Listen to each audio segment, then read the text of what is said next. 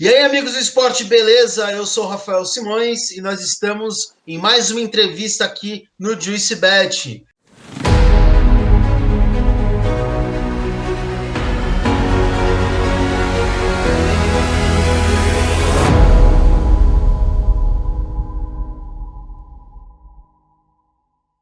Dessa vez, nós vamos conversar com uma pessoa que manja pouco de esporte, hein?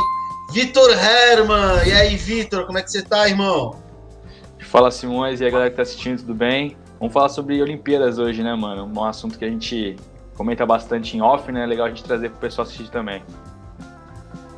É, muito bom. E nos Jogos Olímpicos, esse ano faz 100 anos, né, inclusive, que o Brasil competiu pela primeira vez. Né? Foi na Antuérpia, 1920. E nós chegamos a ter primeira medalha de ouro nessa Olimpíada, que foi um tiro, né? Você chegou a conhecer essa história? Sim. Inclusive, quando o Felipe Vu ganhou em 2016, né? Que eu tava lá, foi a primeira medalha em 2016 do Rio, né? Então fizeram essa comparação, a primeira e a última medalha, né? Quando o Felipe Vu ganhou e tudo mais. Bem bacana essa comparação.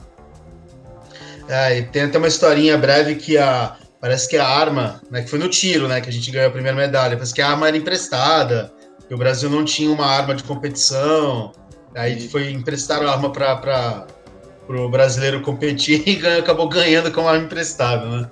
Mas então, Vitor, nós fizemos um ranking aqui de 5 eventos, né, que você queria ter visto, queria estar presente.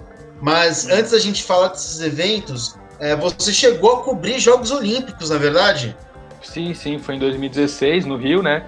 Antes eu já tive a primeira experiência em 2014 com as Olimpíadas de Inverno, em Sochi também, mas a de verão foi no Rio. Muito bacana a cobertura. Rio de Janeiro, o Brasil, né, muito caloroso com essas coisas de esporte e tudo mais, apesar da gente estava discutindo a questão do Brasil não ser tão forte em esportes individuais, mas coletivos forte, então junta essa harmonia toda com todo mundo junto, enfim, então a atmosfera era foi muito bacana.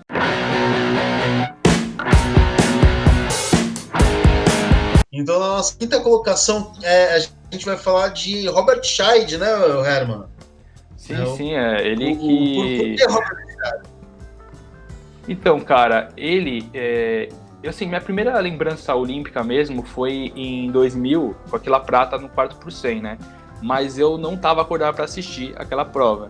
Então não foi uma memória que eu tive naquele momento, né? Fiquei sabendo depois e tudo mais. Então meu primeiro grande momento olímpico assim foi em 2004 mesmo, quando eu assisti o Ouro do Scheid. Eu tinha pouca idade, mas eu lembro que aquela última regata, que a gente chama de medal race, né? Que vale pontos dobrados para o ranking durante a disputa olímpica, quase que ela não foi realizada, porque eu acho que parece que tinha, não sei, tanto o vento, como eles medem, é nós, né? E tava pouco vento para disputa. Eu não lembro se o Scheid seria campeão ou não, mesmo se não tivesse regata, se a pontuação ficasse da regata anterior. Então aí no último momento foi liberada, né? Com o mínimo permitido de vento para um bom andamento da prova, e o Scheid foi lá e conseguiu o ouro, né? E o Robert Scheid, ele é o maior medalhista olímpico, né? Tem 2 ouros, né? 96 e 2004, que é essa que você relatou. Né? Tem prata em Sydney, na classe laser, prata em Pequim e bronze, então são 5 medalhas. E bronze em 2012, na classe Star. Ele foi pódio em 2 categorias diferentes em mais de uma vez, né? Na classe laser e na classe Star. E isso é incrível, porque cada tipo de vela... Eu fiz uma entrevista com um esloveno que ele foi... Vasilij Zogobar, alguma coisa assim, que ele foi bronze na classe FIM e foi prata na classe laser em 2008. E em Atenas, acho que ele fez pódio com o Scheid. Acho que ele foi bronze ou prata naquela Olimpíada de 2004.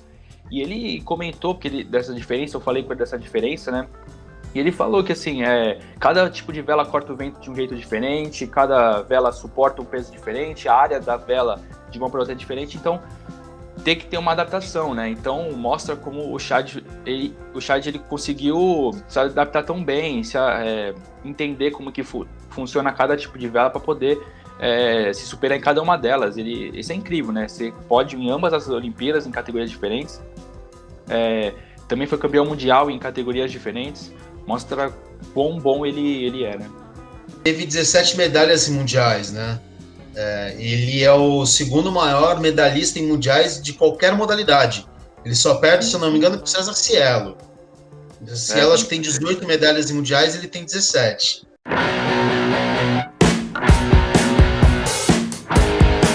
E agora, na nossa quarta colocação, nós temos Isaquias Queiroz. Né? Conte para nós sobre Isaquias.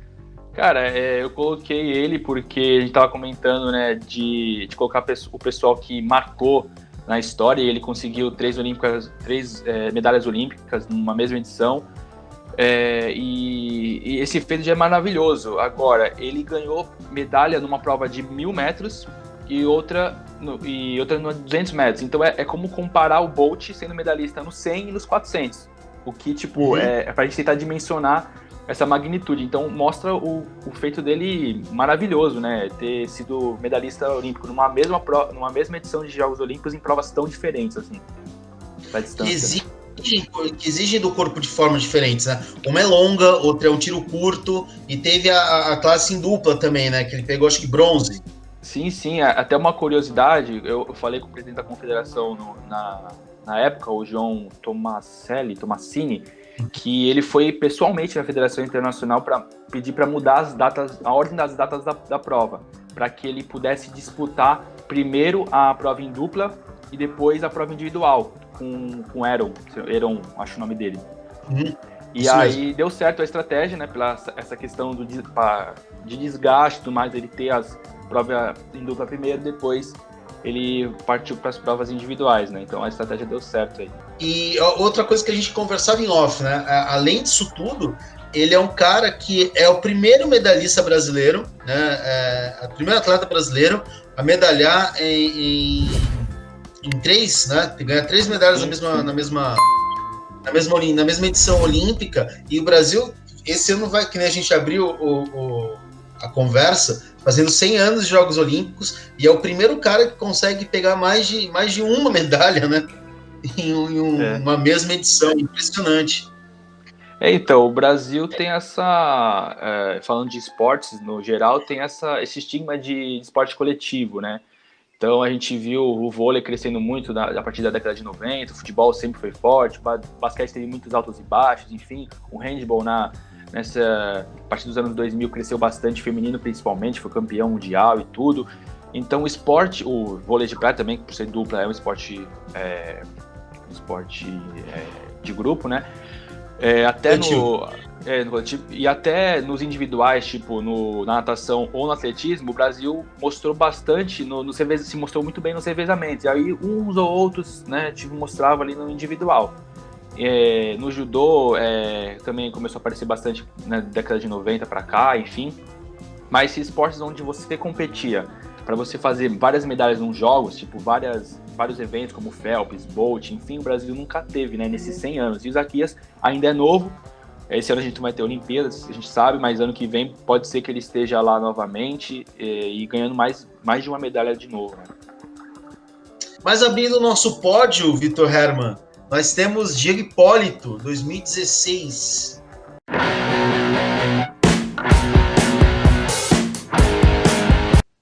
Então, a gente comentou, né, como ele também, na entrevista dele, que ficou famosa, que ele disse que caiu de bunda em Pequim, caiu de cara em Londres, e essa superação dele. E Londres ele era muito favorito, ele também era favorito, mas em 2008 em Pequim ele era muito favorito, porque acho que ele foi 2 vezes campeão olímpico, campeão mundial entre 2005 e 2007, 2006 por ali, e teve uma prata nesse meio tempo. Então ele chegou muito favorito em Pequim e caiu de bunda. Ele também fez, em 2012, eu lembro da classificação dele para a final, ele foi muito bem, acho que foi o primeiro colocado, mas caiu de cara em Londres. E aí em 2016 veio essa redenção dele, né? Foi uma prata merecidíssima.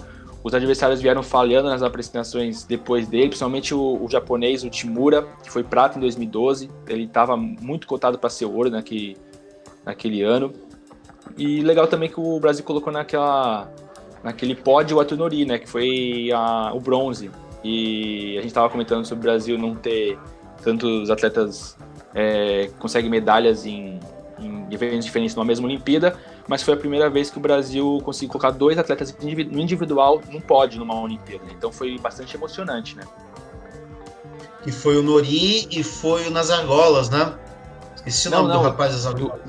Dois no mesmo evento, do solo, Arthur Nori e Diego Poli. Desculpa. Tá, verdade. Foi o Diego Hipólito e o Nori, verdade, o Arthur Nori. É isso, Arthur Nori, né? Isso. É verdade. E ainda, mas ainda teve no mesmo nicho do Zanetti. Do Zanetti, porque a gente era muito famoso pelas meninas, né? A Daiane dos Santos, a Daniela Hipólito. Os meninos vieram forte também para essas Olimpíadas. Então, eu lembro que o Arthur Zanetti já vinha de um ouro em Londres, né? Ganhou a prata e agora mais 2 medalhas adicionadas junto com o Hipólito e o Nori.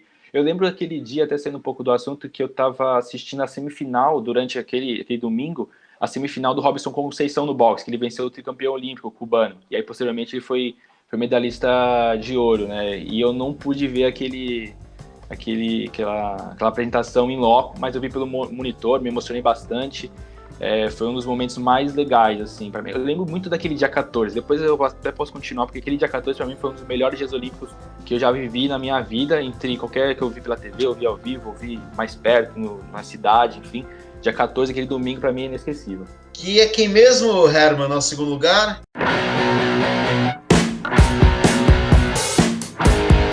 O maior atleta olímpico, talvez, de todos os tempos, né?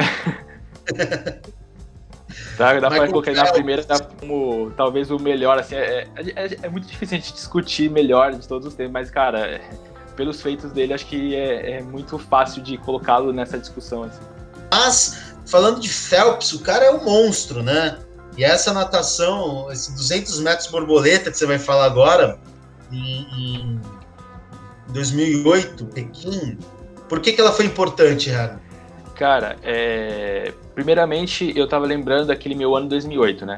2008 eu ainda tava no 9º ano do ensino fundamental, então foi uma época assim que eu perdi algumas finais de eventos das Olimpíadas daquele ano, porque como era em Pequim, nossa manhã, o horário da aula é de noite, e é a noite dos chineses, né? E de noite aconteciam as principais provas. Mas aqueles 200 metros borboleta, eu queria muito ver. E aí eu faltei na aula, eu supliquei para meus pais para faltar na aula. E ainda bem que eles deixaram faltar naquela aula, porque foi uma das provas mais emocionantes que eu já vi na natação.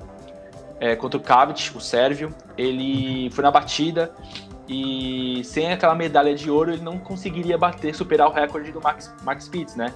Do compatriota dele, que você, né, a gente estava comentando tudo, você lembrou desse fato.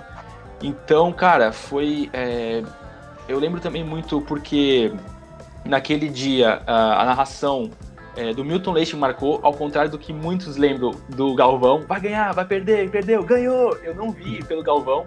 E naquela época a gente não tinha smartphone, memes, não sei o quê. Então, essa narração do Galvão só veio vir pra mim muito tempo depois. Eu tenho a do Milton Leite na cabeça, gritando o nome dos dois, Kavic, Phelps, vai ser na batida, não sei o quê.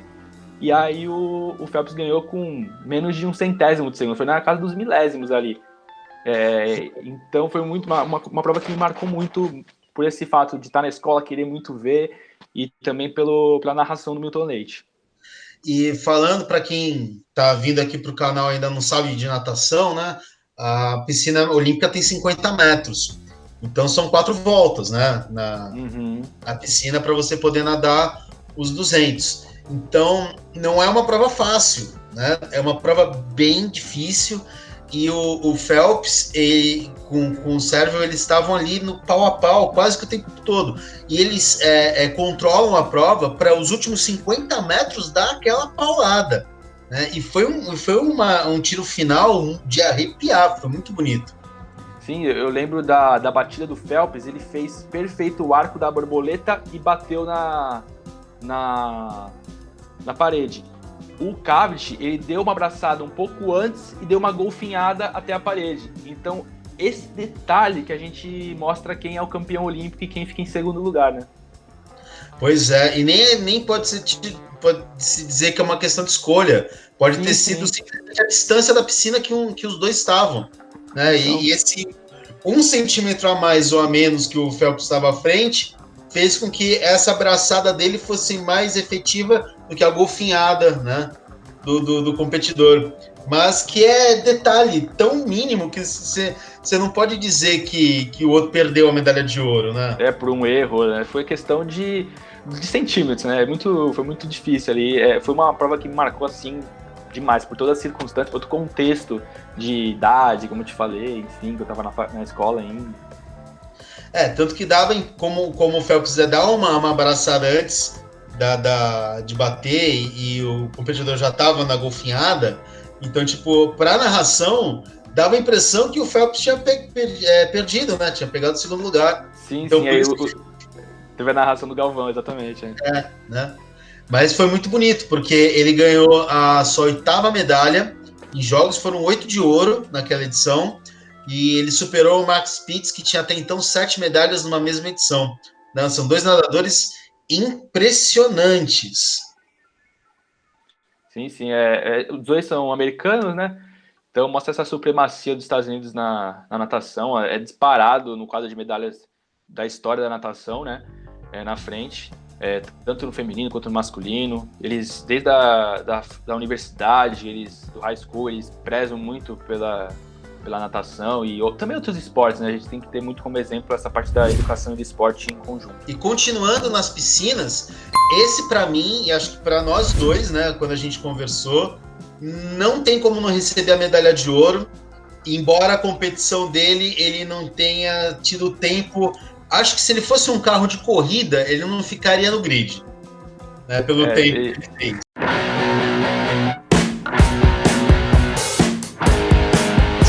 Né? Mas a posição, o que essa pessoa fez nas Olimpíadas de 2000 merece muito o primeiro lugar na nossa lista. Quem é essa pessoa, Herman?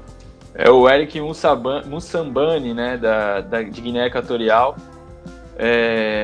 A FINA, naquela época, esse foi mais um estudo que eu fiz, porque a gente soube dessa história já faz tempo e tudo mais, mas ela não é tão amplamente assim mostrada a cada Olimpíadas.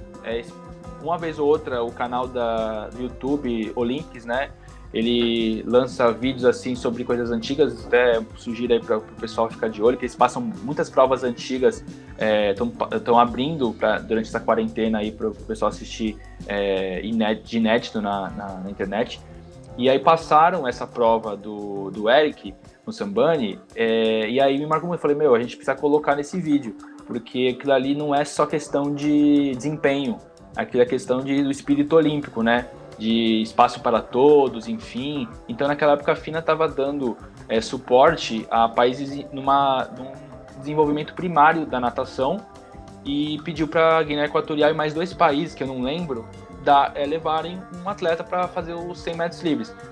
E o mais legal é que mais 2, né, como eu falei, estavam com o Moussambani naquela prova e os outros 2 queimaram a largada. Só ele que não foi, mas não foi e ficou. Aí ele teve que nadar sozinho, né, naquela prova. E se você for ver a história dele, merece um livro, merece um filme, porque ele estava de boa lá no país dele, ele nunca tinha caído na piscina. Ele falou que lá na Guiné o pessoal não tem costume, nem quando vai à praia, de entrar muito na água. Eles não é costume deles, né? Então eles não ficam não é um país com tradição esportiva na natação. Então quando surgiu o convite, ele falou, quer saber? Não tô fazendo nada mesmo, vou até lá. Ele foi para lá e ninguém se inscreveu. Porque quando o país recebeu o convite, eles abriram, né? Ele falou, cara, quem a gente vai chamar? Ninguém nada na Guiné. E aí eles fizeram uma propaganda e tal, ele falou, quer saber? Vou lá. Quando ele chegou lá para fazer a entrevista e tal, ele chegou, olhou para um lado, olhou para o outro, não tinha ninguém lá. Ele falou, você é o único que veio, então você é que vai, tá bom? Isso eu acho que foram 4 ou 5 meses antes das Olimpíadas, foi um período muito curto. E aí ele foi aprender a nadar com um pescador, né, um cara que pescava, e aí ele foi com o cara, aprendeu a nadar, ele falou assim, mexe os braços, bate as pernas para que você flutue, e é isso aí.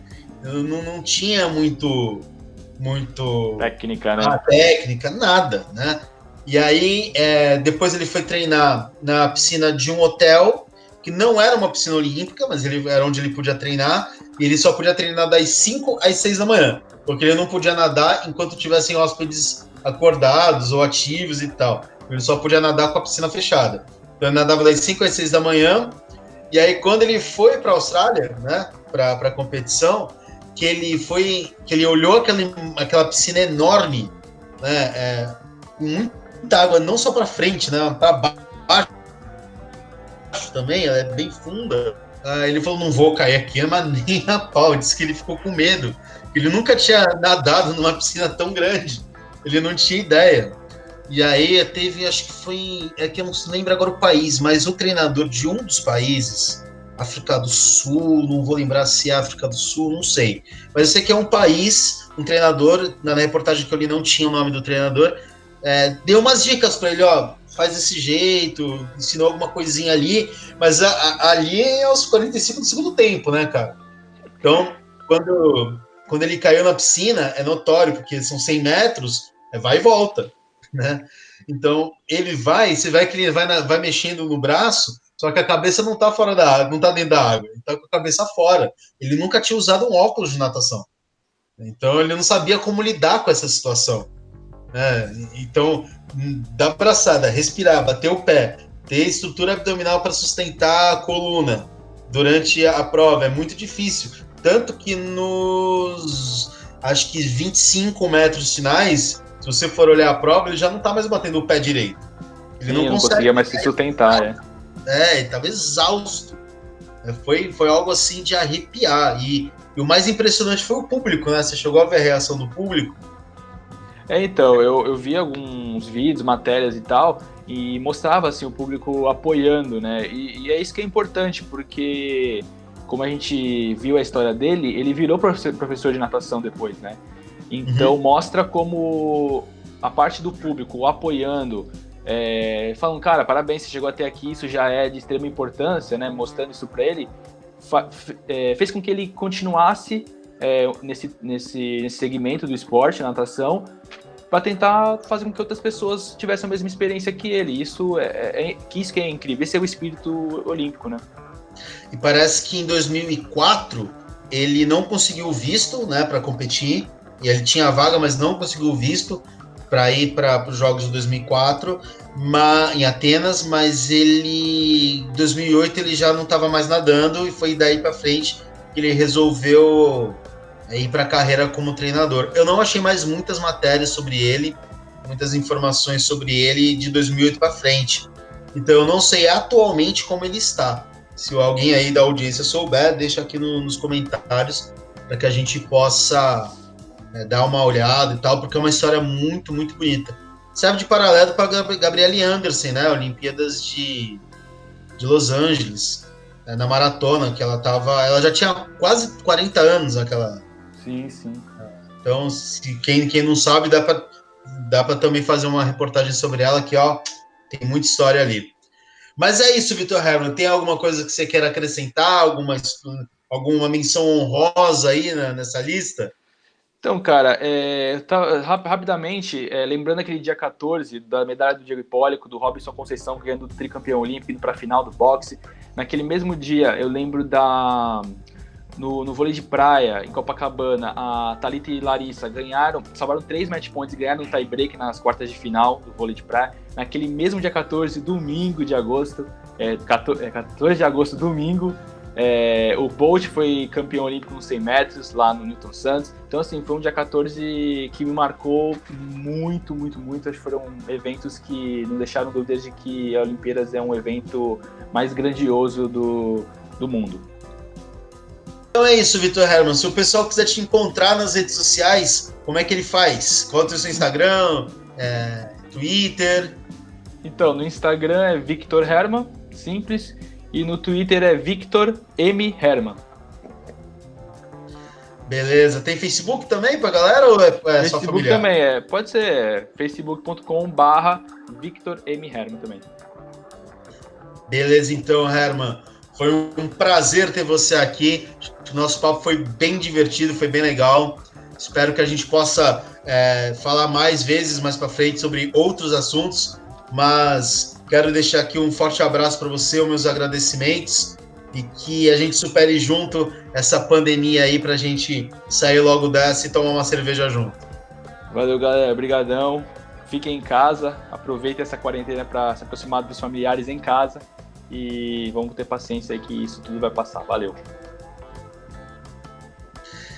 Então é isso, pessoal. Eu vou ficando por aqui. Não se esqueçam de se inscrever aqui no canal, de deixar o seu like, o seu comentário, de ativar o sininho para receber as notificações também, beleza? Se vocês quiserem saber sobre mais alguma informação, deixa aqui nos comentários sobre que assunto vocês querem ver, quais vídeos vocês querem ver também, que aí a gente monta uma playlist bem legal para vocês. Enquanto isso, tem vários vídeos aqui no canal que vocês podem assistir. Tem a entrevista com o Matheus Pinheiro, narrador dos canais ESPN, também ficou muito bacana. Um forte abraço para vocês, galera. Valeu!